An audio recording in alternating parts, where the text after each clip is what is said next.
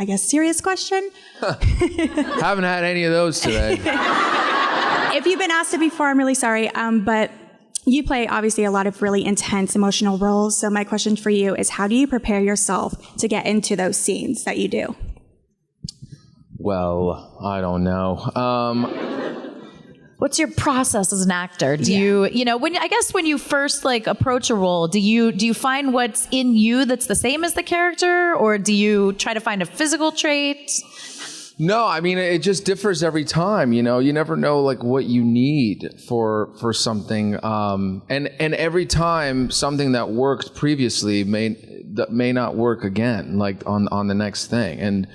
But it always starts with the script and sort of everything that's written in there, and I kind of read the script over and over if I have a script. Sometimes I don't. But I read the thing over and over again and just kind of get it in my memory, and then just see sort of kind of what happens and what you get inspired by, and that could be, you know, music, that could be other movies, that could be people I know, situations that have happened, or things I've heard about. You know, you just kind of end up going down a rabbit hole a little bit. It's like being a detective. Mm-hmm. You know, you just start kind of... Curiosity is the most, I think, you know, we have to protect curiosity, and you just have to be curious, like, about things and want to learn stuff, and then that's kind of how I try and go.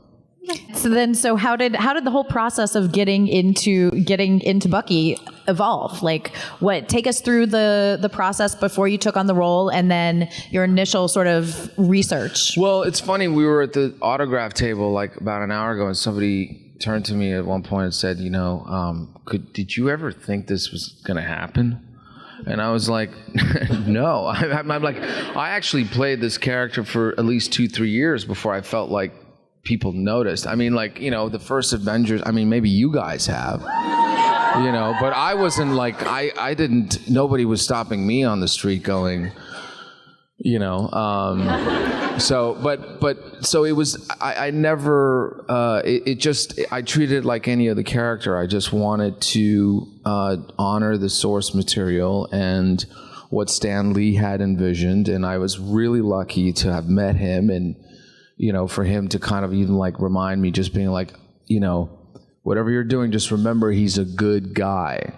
And, you know, so, and I was like, okay, because the winter thing is kind of fun, but, you know, the guy, you know, is a good guy. And so, it just studying the comic books and seeing, but, you know, the MCU differs a little bit here and there, so we had to kind of adjust to that. And then, you know, in the movie, Bucky Barnes actually was sort of a cooler guy or whatever, you know, and so that's where we ended up today.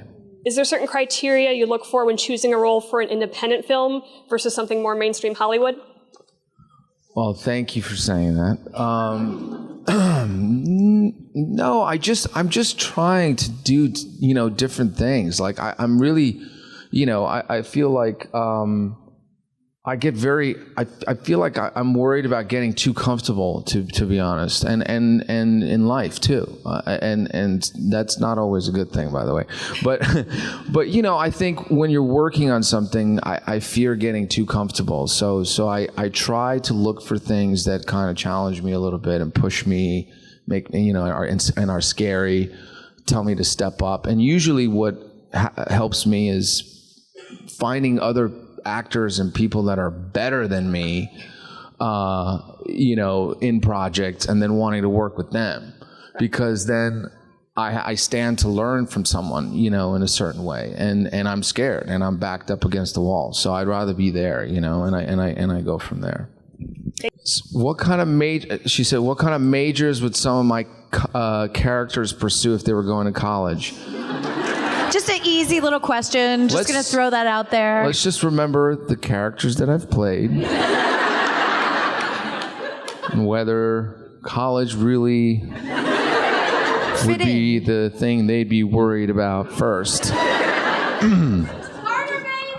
Oh, come on. You think that guy went to college? You know, I could see him like at a prep school or something, and then like somehow, you know, his father was paying for it, or I mean, you know, he'd be in the college admission scandal. Oh, dear God. We need to stop reality from looking like a movie. Okay. Independence Day is about to happen. Oh, man. Well, look. So yeah, not him. But I just had to ask, the ending of Endgame was extremely devastating for me emotionally, and I was wondering how you thought Bucky felt during those last few moments of Endgame, the last times that we see him. I mean, let's just talk about that scene for starters. What an iconic I thought you were scene. talking about Robert Downey Jr. And the fact that he died. Devastating. They made Can't say that. they made a real push not to Iron Man spoil. is finished.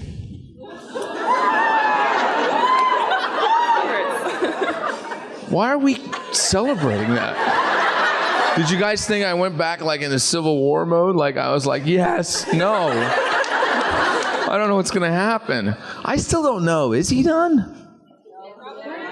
I don't They know. opened up the new timeline. Ever since that doctor came along, the whole thing is beyond, okay?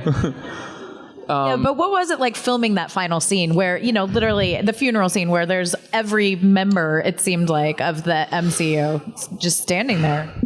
It was very emotional. What did you say? So that's not the scene she's talking about. No, I know. Okay, I'm gonna go back to what you're saying, but it was very emotional because it was one of those things where, you know, and that's why I think the movie is emotional, because you do feel like you've been a part of this now for 10 years, you know, one way, shape, or form. You were someplace in your life when you saw that movie, you know, like now we're getting older, like these characters are getting older with you, you know, and so like there's all of this stuff that kind of comes to that scene, so it's no longer just a scene. It has all these other things in it. So I think that comes from years and years of it, and it was the same for that scene. Again, like you never really know if goodbye in the MCU is goodbye. Never really feels like it. You know, it takes like time to kind of, but it's strange. I mean, we'll see. It will never be. Captain America will never be the same without Chris Evans. You know, it just won't. I mean, that's just the truth. Like, it doesn't mean that Captain America is over. It just means that that particular situation, you know, will never be the same. So now we're in this thing now where literally, I suppose, Anthony and myself and Sam and Bucky are going to have to figure out how to incorporate life without that big guy, right? So, you know, we're gonna do our best. I mean, we'll see. First of all, can you say that you are the fucking god of gymnastics for me? I am the fucking god of gymnastics. Just another line to be proud of. Are you happy now? I am very happy. So my question is, you have participated in many movies recently, like Innings Beginnings, 355, and the movie in Glee. You went to so many places and different countries. So did you find anything new while shooting a film? And which kind of movie or TV series would you like to join next, except for Marvel series? Wait, which film? The recent one? Are you talking about? No, I think you joined so many movies. In all my films that I got to travel. Yeah. Like. And what that experience was like. Yeah. I'm sorry about my English. What place did I love? Oh God. I mean, I don't know. I mean, I felt, you know, Paris is pretty great. That's an interesting one. I mean, London's a great city. I don't know. I mean, you know, Beijing was great. I want to go to Japan badly. I mean, I haven't. Brazil. I mean, I wasn't shooting there, but I got to go there. That was an unbelievable city. So it's kind of you know, Montreal. I'll always love Montreal. It's a big soft spot. My first movie ever was there. It's a classic. And then what? The second part of your question is, what if you could just pick a type of project you'd like to be involved with next? Oh, yes. What would that I'm sorry. look like? I'd love to try my hand at, which is kind of what I've been kind of getting involved with a little bit more. We'll see, knock on wood, hopefully in a year or something I'll be up here being able to talk about it, but is, getting behind developing certain stories and projects, from the start, not just coming in as an actor, but also I think at this point, using anybody, I know writers or directors or producers to try to develop things and make them, come to life. And that process, I feel like, is very interesting to me because then you have more responsibility in telling that story. And so I'm trying to go that route. Hi. Hi. I just want to say thank you from me and many of these people here. Like all my life, I've been told that I need to change who I am, but you helped me realize that I don't have to change who I am to love who I am. And I just thank you. Thank you for. And then I just want to know how it feels to know that you've had that kind of impact on so many people's lives.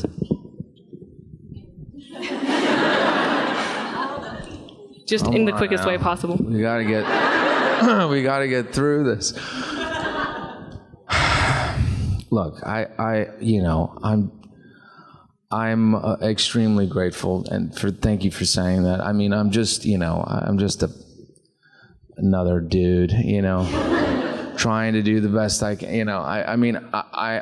It's it. I don't. That's all you can hope for. So if at all you feel that way, I'm really grateful, and I just hope I can continue to do that, as best as I can. But I'm a human being too, so I'll have my moments as well. Just remember that. And I probably share a lot of similarity, things that you go through. Maybe sometimes, we're in different circumstances, but we all kind of have our demons. So I get it. Thank you. Hi. Hi.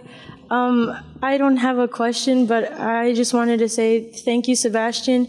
Last year, I struggled with depression a lot and anxiety, and last year was a really, really rough time for me, and I really didn't think I was going to make it through it. But thanks to you and your supportiveness, I was able to overcome it, and I'm okay now. Thank you so much. I love you. I love you too. Thank you.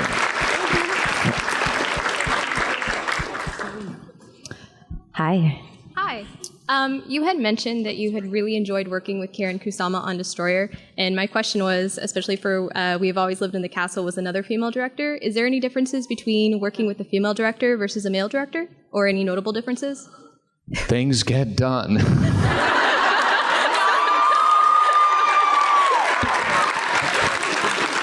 There's no ego. Yeah. Hi. Hello. Hi. Which arm do you like more? For Bucky, do you like the silver one or the one from Wakanda? Oh. That's a really good question.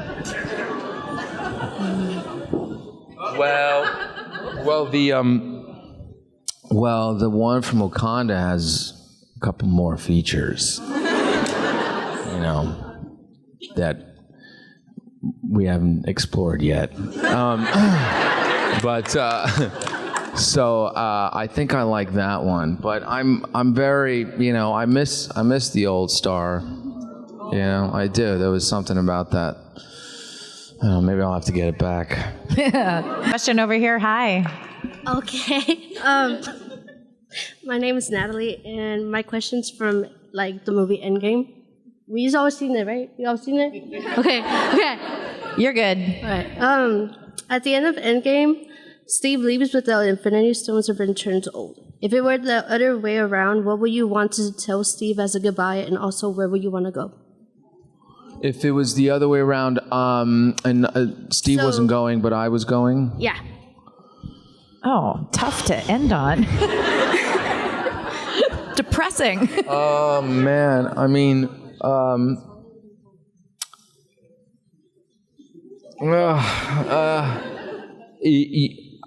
trying to think even if Bucky would have gone, in the first place. There kind of wasn't time for goodbyes. In a weird way. Oh, well, no. Well, technically the goodbye was happening in a different scene you didn't see. Yeah, I don't know. That's a tough question. I mean, I think he would have wanted the same thing, in a sense, which is what I felt from that scene, which was, hey man, we had quite a road that we've been on, and now it's time that we sort of go and figure out who we are and what we want in life and pursue that. And whether or not they can do that is another question, right? But that was the desire, and I think the desire probably would have been there for him too. I mean, both of those characters are in a place at the end of that movie of self-discovery now, of they've both been servicemen for such a long time, and I think it's the first time we're seeing them both start off at a starting point of okay, where am I at? What do I want? And that's, I think, maybe what we're going to see with the show.